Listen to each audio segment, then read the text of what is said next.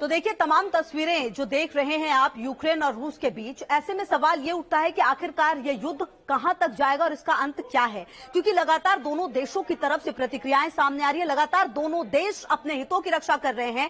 ऐसे में अब कहा यह जा रहा है कि एटॉमिक वॉर हो सकता है। क्या कुछ इसके मायने हैं? आने वाले समय में इसका क्या असर पड़ेगा? पूरी रिपोर्ट देखिए।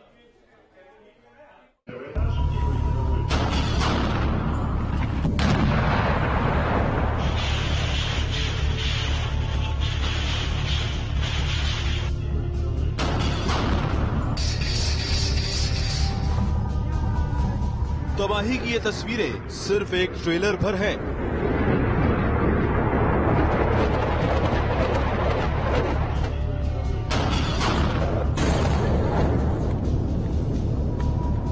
जंग नहीं थमी तो हालात वो होंगे जिसके जिक्र से भी मानवता कांप जाती है।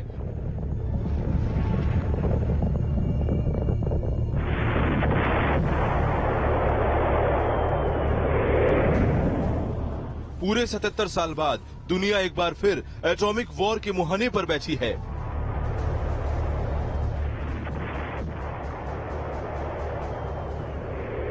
पुतिन एटम बम का सायरन बजा चुके हैं। रूसी रक्षा मंत्रालय ने दावा किया है कि रूस की नॉर्दर्न और प्रशांत पैसिफिक बेड़े की सामरिक मिसाइल कमांड को अलर्ट पर रखा गया है।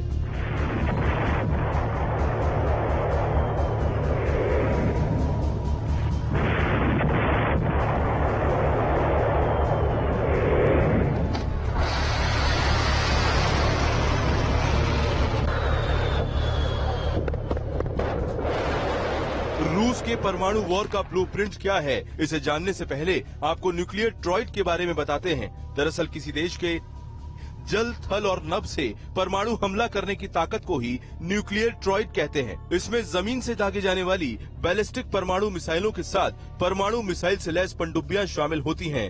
न्यूक्लियर ट्रॉइड में परमाणु बम से हमला करने वाले स्ट्रैटेजिक बॉम्बर शामिल होते हैं।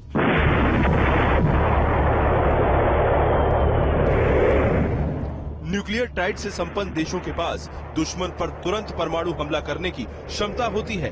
अभी चीन, भारत, अमेरिका, रूस, फ्रांस, इजराइल और ब्रिटेन के पास न्यूक्लियर ट्राइड की ताकत है। रूस की मीडिया के मुताबिक रूसी न्यूक्लियर ट्राइड ने तो वॉर ड्रिल शुरू भी कर दी है।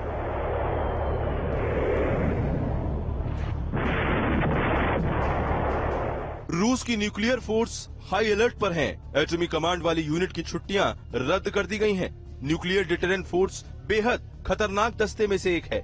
ये फोर्स परमाणु हथियारों और मिसाइलों से लैस है।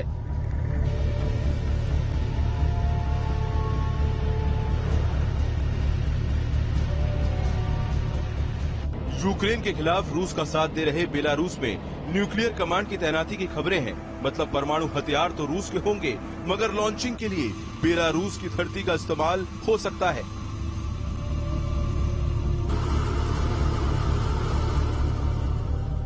परमाणु युद्ध की आशंकाओं के मद्देनजर अमेरिका ने भी अपनी स्ट्रैटेजिक कमांड यूनिट को अलर्ट कर दिया है। यानी परमाणु संपन्न दो महाशक्तियां अब आमने सामने हैं। महाविनाश के परमाणु हथियारों की बात करें तो पहले नंबर पर रूस का नाम है, जिसके पास 6257 न्यूक्लियर वॉरहेड हैं, जबकि अमेरिका दूसरे नंबर पर है, जिसके पास करीब 5600 न्यूक्लियर वॉरहेड हैं।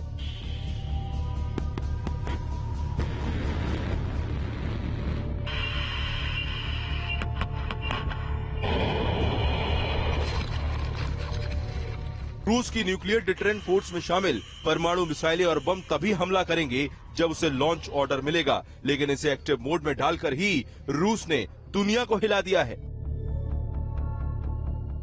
परमाणु क्षमता से लैस मिसाइल ताकत के मामले में रूस ज्यादा ताकतवर है, क्योंकि अभी तक अमेरिका के पास रूस की उन परमाणु मिसाइलों का तोड़ नहीं है जो दुनिया के किसी भी डिफेंस सिस्टम को चकमा दे सकती हैं।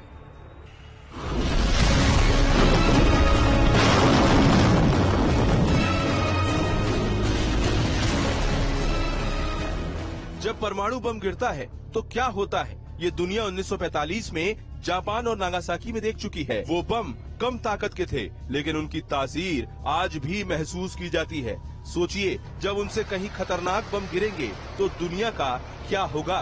Team news nation. तो पूरी रिपोर्ट आपने देखी। ऐसे में आपके लिए ये समझना भी जरूरी है कि आने वाले समय में यूक्रेन पर रूस किस तरीके से और हमले कर सकता है और ये समय कितना भारी है यूक्रेन के लिए। ज्यादा बातचीत करने के लिए और स्थिति को समझने के लिए हमारे साथ दो गेस्ट जुड़ गए हैं। जी हमारे साथ major general retired JB Jaini sir जुड़ गए हैं, रक्षा विशेषज्ञ हैं। साथ ही साथ brigadier retired doctor BK Khanna sir जुड़ गए, रक्षा विशेषज्ञ हैं। सर बहुत बहुत स्वागत है आपका। सबसे पहले जैनी सर आप ही के पास आते हुए, कहा यह जा रहा है अगले 24 घंटे यूक्रेन के लिए बहुत ही ज्यादा पेचीदा है, क्या मायने इसके, कैसे देखा जाए इसे? लगता तो है ऐसा खुशबू जी, लेकिन होने वाला नहीं है। मैं ये क्यों कह रहा हूं, क्योंकि ये न्यूक्लियर वेपन्स जो हैं, ये वेपन्स ऑफ डिटेरेंस होते हैं। ये इस्तेमाल के लिए नहीं होते हैं, ये दिखावे के लिए होते हैं, डराने के लिए होते हैं, घबराने के लिए होते हैं, दूसरे को गड़बड़ाने के लिए होते हैं कि भाई आप मान जाओ, बांट जाओ, नहीं तो फिर हम ये बम फोड़ देंगे, एटॉमिक वॉर आपके ऊपर में लगा देंगे। आपने देखा होगा, इतिहास गवाह है इसका कि विश्व में कई बार ऐसे मौके आ चुके 1947 के बाद। जी, आप देखेंगे कि 1960 के दशक में क्यूबा का क्राइसिस हुआ था, उसके बाद में और कई क्राइसिस हो चुके हैं, जबकि के दो न्यूक्लियर पावर बिल्कुल आज की स्थिति में जैसा है यूक्रेन में, उस स्थिति में आमने सामने मिसाइल्स आ गए थे, लेकिन इस्तेमाल नहीं हुए। तो मुझे पूरा यकीन है कि इस बार भी वो न्यूक्लियर वॉर तो नहीं होगी, लेकिन ये डिटेरेंस होता है, वॉर ऑफ वर्ड्स होता है, एक किस्म से फोबिया इसका क्रिएट किया जाता है ताकि दूसरी साइड जो है वो मेरी साइड का कहना मान ले। ठीक है सर।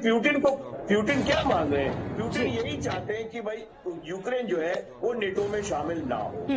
अब मेरा मानना है कि वैसे भी यूक्रेन का नेटो में शामिल होना नहीं बनता, क्योंकि एक बेसिक टर्म ऑफ रेफरेंस है, एक बेसिक कंडीशन है कि नेटो में शामिल होने के लिए आपकी सहजमी पे कोई क्राइसिस नहीं होना चाहिए, कोई वाद विवाद नहीं होना चाहिए। आप देखिए कि यूक्रेन में ऑलरेडी लड़ाई लगी हुई है, वो डोनेट्स वाले अपनी पीपल्स रिपब्लिक बना लिया, लुहांस्क वालों ने अपना पीपल्स रिपब्लिक बना लिया।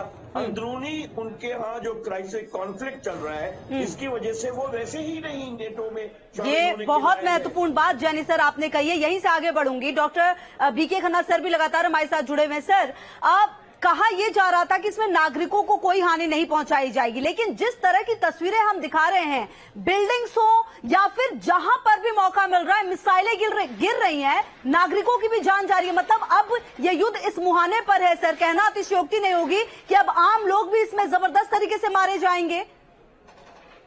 ये दो मेजर जो है टाउन्स है वहां पर, एक तो जो कीव और खार्किव, दोनों के ऊपर जो है हमला किया जा रहा है मिसाइल से, और वो जो है रिहायशी एरियो के अंदर है, वहां पर कोई सैनिक थोड़ा बैठते हैं, वहां पर तो जो है आमतौर पर सिविलियन ही है वहां पर। तो ये कहना कि मतलब जो है सिविलियन को हम टारगेट नहीं कर रहे हैं, तो ये किसको टारगेट कर रहे हैं अगर वो जो है रिहायशी इलाकों के अंदर जो है बम्बार्डमेंट हो रही है, जैसा कि तस्वीरों के अंदर आ रहा है। तो मेरा ख्याल ये जो है सिर्फ अपने लोकल वहां पर जो रशिया के अंदर भी काफी इस टाइम के अंदर हैं लोग जो चाहते हैं कि बार ना हो, ये उनके कंजम्पशन के लिए बेसिकली, बट अदरवाइज ये किसी को एक्सेप्टेबल नहीं होगा, किसी को एक्सेप्टेबल नहीं लगेगा। जी बिल्कुल। चलिए सर, बहुत महत्वपूर्ण बात कह रहे हैं आप दोनों, लगातार हमारे साथ बने रहिए। देखिए बेहद महत्वपूर्ण है जो एक एक तस्वीर सामने आ रही है, मतलब साफ है कि अब ये युद्ध उस मुहाने पर पहुंच गया है जहां पर